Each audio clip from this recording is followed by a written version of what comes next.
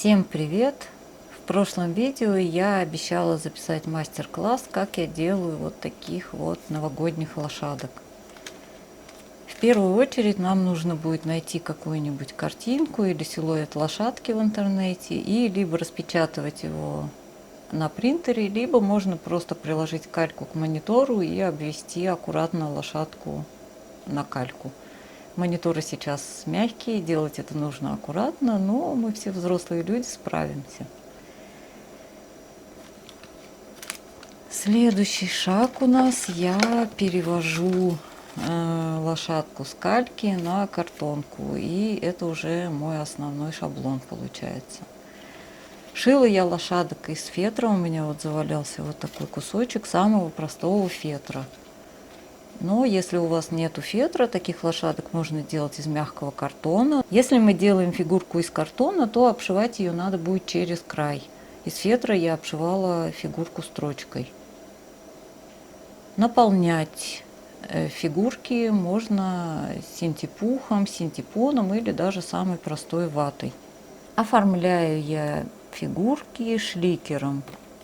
Шликер я делаю из вот такой самоотвердевающей глины. Просто развожу глину водой до нужной консистенции и уже фигурки обмазываю в несколько слоев. Каждому слою я даю просохнуть какое-то время. Шликер высыхает очень быстро. Можно обклеивать фигурки сразу самоотвердевающей глиной, но тогда фигурки будут сохнуть долго, но зато они будут такие увесистые. Но мне шликером работать удобнее.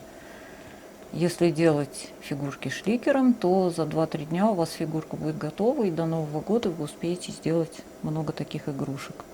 Чем можно украсить фигурки? Несколько лошадок я украшала вот такими вот оттисками. Их я делала в силиконовых формах, тоже из самоотвердевающей глины.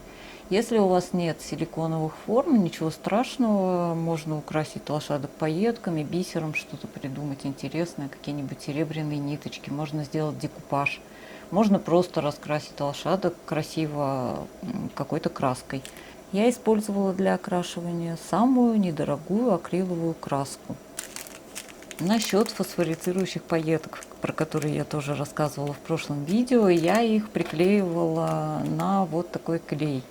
И я очень переживала, что клей испортит пайетки, они не будут светиться. Я обклеила одну лошадку такими пайетками, выключила свет, и пайетки не светились. Я очень сильно расстроилась, убрала эту лошадку.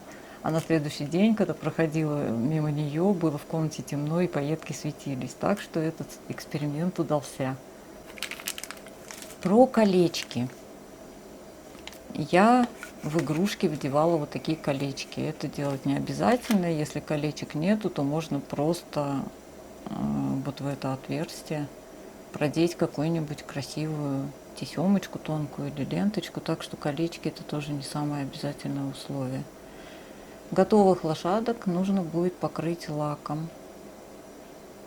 В этом видео я покажу 2 варианта оформления, которые я делала. И уже видео будет идти под музыку, чтобы не отвлекаться на разговоры. Всем приятного просмотра!